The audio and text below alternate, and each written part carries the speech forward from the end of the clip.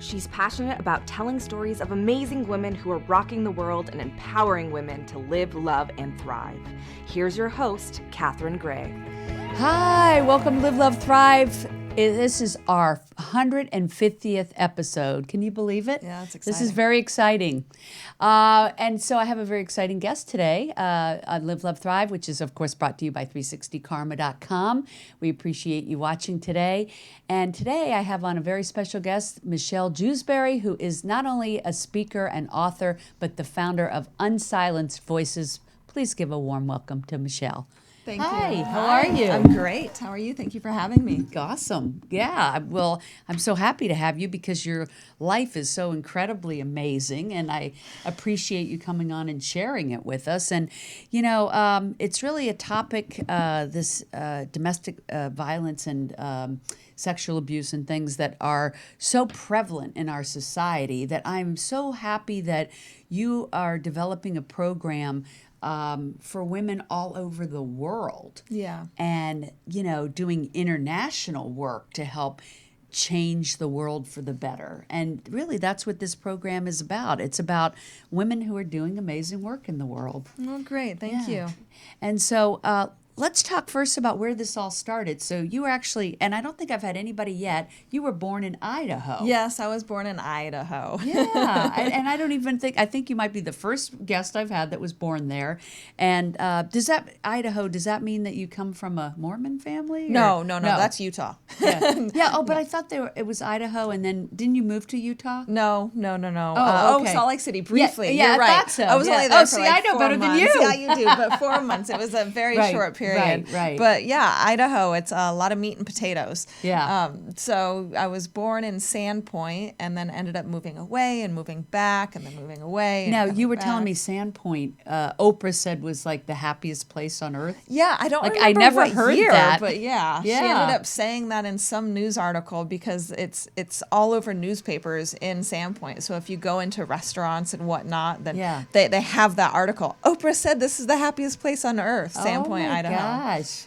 Yeah. So you probably had a martini or something. I'm just kidding. I'm sure it's beautiful. It is very beautiful, yeah. actually. Superb. Yeah. And you have Mount Schweitzer there, so it's like a little gem, and then also Lake Ponderay. So during the summer, it's one of the largest lakes in the United States. Really? Oh, yeah, and one of the deepest. They used to do submarine testing there. I think I want to go see it. Yeah, it's beautiful. It really is beautiful. So you grew up there, but you left like at 7, right? So I left at 7, and I was taken away from my mom and dad, and I ended up moving to Salt Lake City with my grandma and grandpa for about 4 months. Now, wait, why was that? So can you share that? Yes, I can share that. So my father joined the U.S. Army, and then my mom got in trouble with the law. One of her friends, had framed her for something she didn't do. So she had to actually go and serve time in jail. Oh my! And my dad was in boot camp. Yeah, exactly. So then my brother and I were taken from the house and shipped to my grandma and grandpa's house so the state wouldn't take us. Oh my and we God. were with my grandma and grandpa for 4 months. You were 7 and he was 8? My brother was 5. 5? Oh, yeah. Wow. That had to be traumatic. It is. And that's also what I speak about, how I ended up getting involved in what we'll talk about later. And I'm glad you brought this up, and I'm glad you shared that, because I imagine that there are always listeners who have had something similar, where I had a parent that went away to jail, prison, and having to cope with that as a child. I can imagine that is traumatic. Well, so she was released after 4 months? Yeah, she was released after 4 goodness. months. And then for the listeners who do resonate with that and they've experienced that, just make sure to tell your children what's going on. Talk to them. Right. Be like, I was taken away, but now I'm here, and I didn't want to leave you, and I love you, and I miss you, et cetera, Right. et And cetera. you didn't have that? I did. Oh, you did? I did have Okay. that. But before I saw her again, I never knew why she left. So it had huge implications on both me and my because brother. you just thought she was abandoning Exactly. you. Oh, ouch. Exactly. Yeah, so I could then see that would growing up from then, I would always make sure that I was, being on my best behavior. I mean, Right. for the most part. Right. And excelling in school and et Right. cetera, to make sure that I wouldn't be left Right. behind again. Right. And then because your dad was in the military, you were telling me that you did move a lot. So you lived in everywhere from Vermont to Hawaii. Yeah, right? Hawaii, Vermont, Arizona, Nevada. Oh my gosh. All over the place. Yeah. Yes. I once read an article that said a great majority of people never leave the hometown they were born in. That is true. You know, but it is. I have interviewed quite a few people that have had this military life where it is really hard to adjust to keep moving and making new friends, and so but it does make you resilient, doesn't it? It does make Yeah. you very resilient. Yeah. So growing up, we can make friends and then we leave and remake friends, and we learn different cultures, which is great. My parents were very loving, super loving towards us, my brother and I. So growing up, they would always be like, "It's okay, we're moving again. We, new school, new friends, new etc." And they always had our back, which was Right. really great.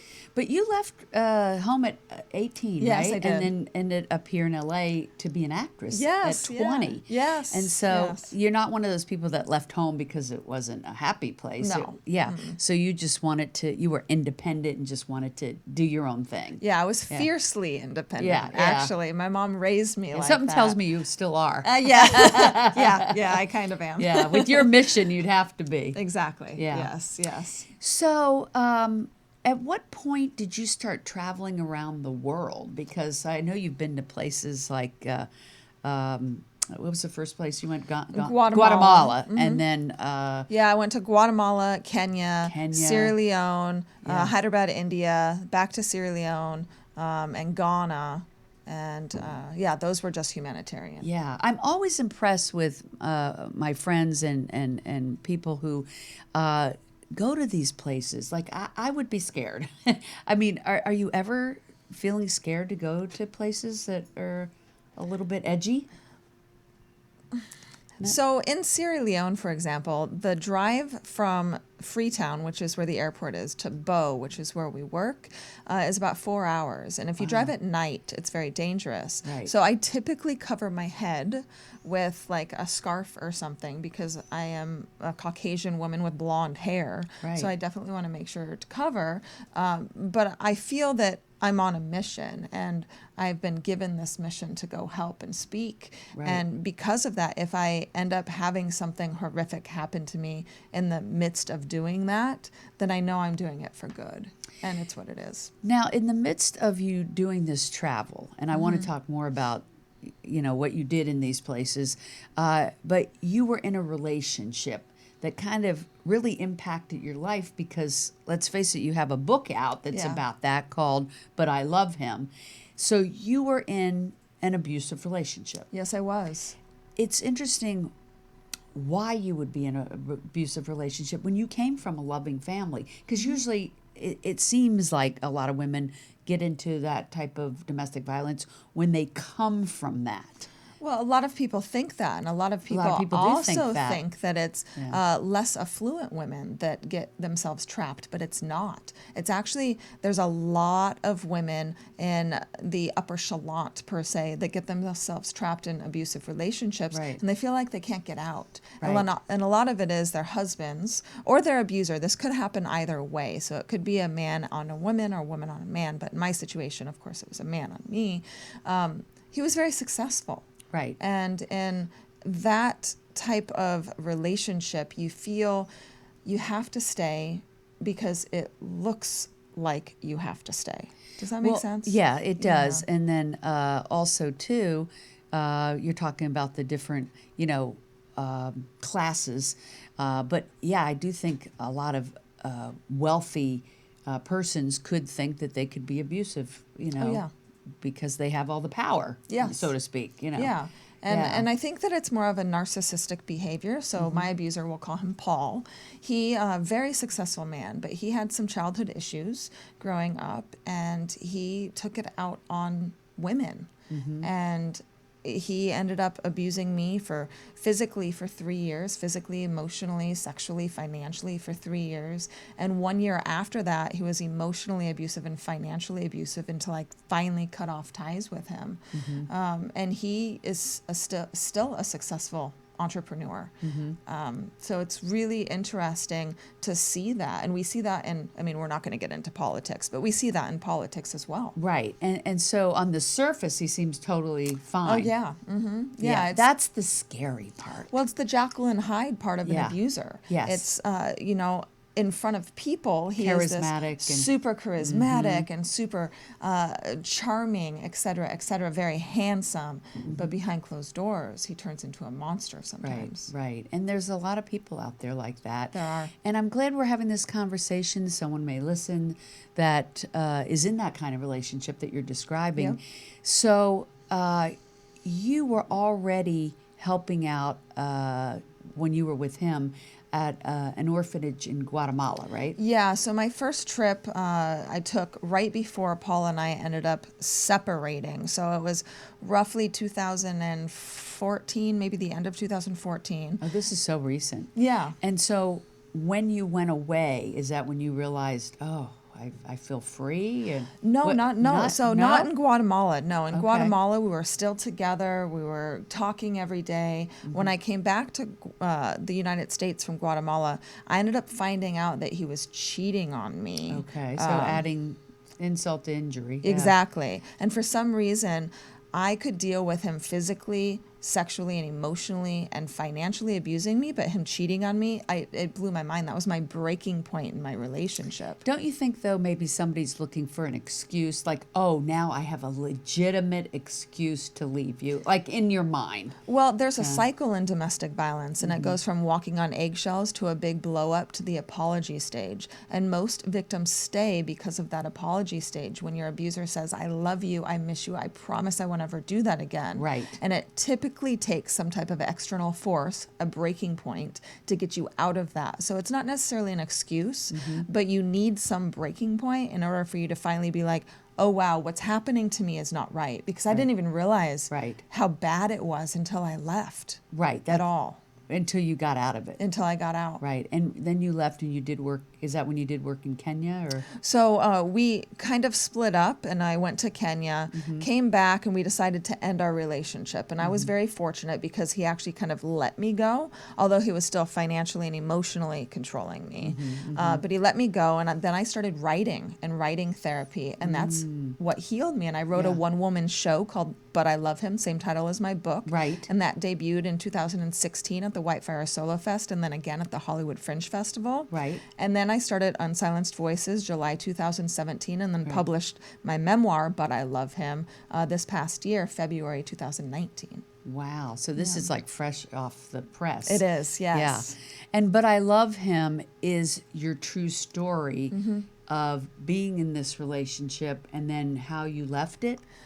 Yes, it is. Okay. So it explains into detail. So if anybody out there is purchasing But I Love Him, and if you've experienced any type of trauma, make sure to take a deep breath before reading it, because it will bring up some PTSD, because it goes into the fights, what he said to me, him beating me up. So it's kind of hard to read. It is kind of hard to read, but it's real and raw. Right. And in the end, I'm here, I'm sitting here, I'm alive. Right. And I've now done great things because of my experience. So it's Right. empowering women and men, but Right. empowering people who've experienced this type of abuse, Right. that they can overcome and live Yes. a healthy, successful life. Right. And I know you've also worked with women on Skid Row in LA, and it all brought you to this place where you've launched this nonprofit called Unsilenced Voices. Yeah.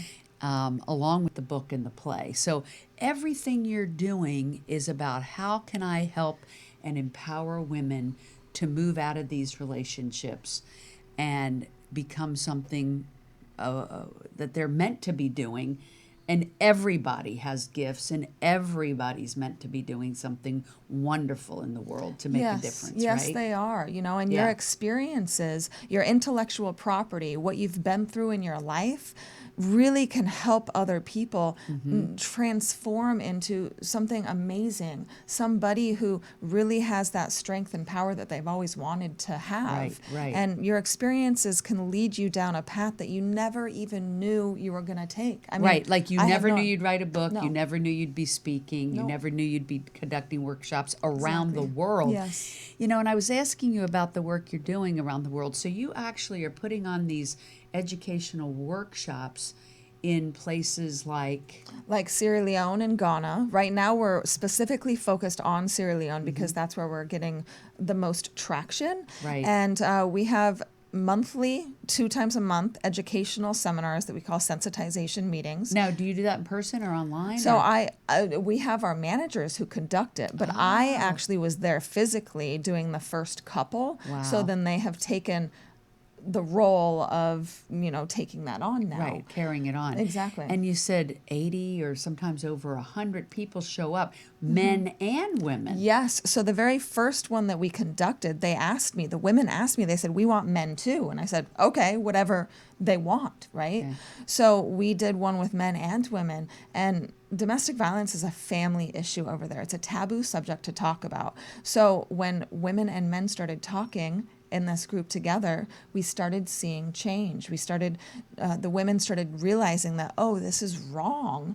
Yeah. And I have more rights than this, and it's actually illegal for him to hurt me like that. Right. And Wow, then that's the men fascinating. start to realize, oh, I shouldn't be doing that. Oh, wow. That is amazing what you're doing over Yeah, there. it's great. It's Yeah, great. it must be so rewarding to have them come to those epiphanies and hopefully be implementing it into their culture. Yes, Yeah. hopefully being implemented into the culture. Yeah, slowly but needs a surely. lot of work. Like in Ghana, we've partnered with the ARC Foundation, and we need to raise roughly $80,000 to $90,000 a year to kind of help that organization, which is a Ghanaian-led organization, have a temporary shelter so victims can run to. Right. Same thing in Sierra Leone. We've partnered with an organization called Commit and Act Foundation, and we're going to be working to have a temporary shelter, but we need funds. We Right. need help. We Right. desperately need help. And you're also doing things here in the U.S. Yes, You're we are. starting that. Yes. And where are those programs? And will you have some housing for the women here? Or what's your plan here in the U.S.? So we just partnered with an organization called Beyond Freedom International, led by a survivor of sex trafficking. So wow. not only are we getting into domestic violence and sexual abuse, but sex trafficking. So what we want to do is be able to provide pro bono legal assistance to survivors. So we'll start with doing either a monthly or quarterly meeting, an educational summit like we're doing in Africa, but with doctors and attorneys, housing specialists, childcare specialists, and have them all speak and be there so survivors and victims can talk to them and get the help that they need and be referenced on where to go and what to do. Eventually, years from now, I would love to have a temporary shelter here in the United States, here in Los Angeles, where victims can go to, similar to the Downtown Women's Center where I volunteered for 6 months on Skid Row, Right. but more of a housing place instead of just a place that they feed and give resources. Right, right. That's beautiful. And you go into the high schools now Yes. and speak about how to recognize, like, if you're being, like how they try to draft them for sex trafficking Oh, and yeah. stuff. Like, that's really important. So you're educating them on what signs to look for. Exactly. Right? There's red flags all over the place. Right. And when I spoke at Moanlua High School to a couple of classes just recently.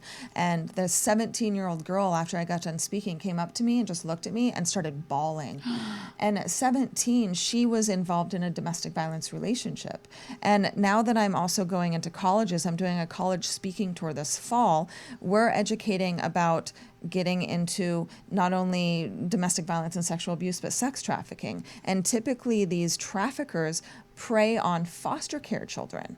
And unfortunately in Los Angeles, there are over 60,000 foster care kids. And it's because they don't have families? It's because that they're not receiving that immediate attention and love that they so desire. So these traffickers So they're work predators. Exactly. They work very much like an abuser in a domestic violence situation, where they say, "I love you. You're beautiful. Let me buy you this and take you here," and then all of a sudden they get them trapped. Wow. Yeah. So you're teaching these girls what to look for. Exactly. So how do they delineate if somebody is actually nice and interested in them, or if they're trying to woo them into this lifestyle. Well, we live in a day and age where technology is very accessible, where you can actually Google somebody and go on their social media and look them up and find out who they are, what their friends say about them. Ask your friends who this guy is or who this girl is. And if nobody knows them. Exactly. Just not be a good cautious. sign. And, Right. you know, when he or he takes you out to dinner, watch how he treats the waiter or waitress. Watch how he speaks to you. Watch how he I've acts always around loved other that people. saying, however you treat the waitress is who you are. Exactly. Yeah. You know, and red flags of being over controlling, trying to move the relationship too quickly, wanting to move in too early, wanting to make you quit your job, wanting to buy you a new car 4 months into the relationship. Right. It's controlling tactics. Right. Right. And then also, what do you want to do with your nonprofit as far as like, how could people help you to build it? Tell us your website and how Yeah, they can great. find out about it. Yeah, great. So the website is unsilencedvoices.org.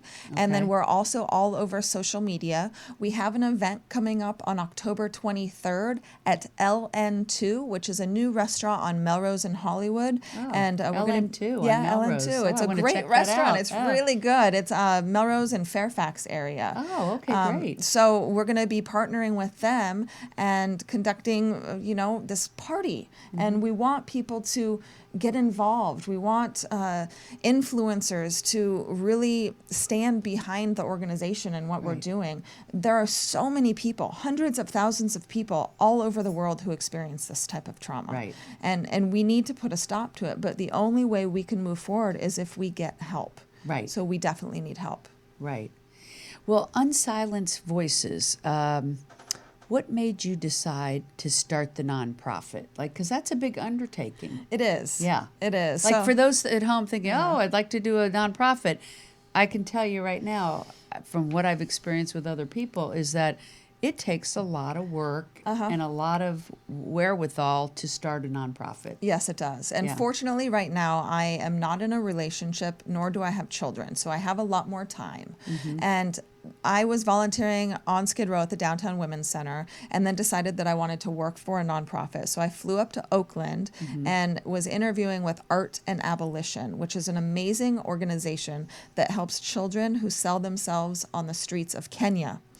I felt the spiritual presence in the organization, but I didn't feel like I was supposed to be there. So I Right. literally walk around the streets of San Francisco the next day going, okay, what do I do now? Yeah. And I was sent a sign, and this Yeah. gentleman came up and we started chatting and talking, and I was having my glass of Chardonnay and eating clam chowder on the pier and Yeah. told him my story, and he said, you should start a nonprofit. And I said, that's not the first time I heard it, so this is Right. the time I should listen. Right. And I did. Right. We were 501c3 within a month, and then I went to Ghana 2 months later.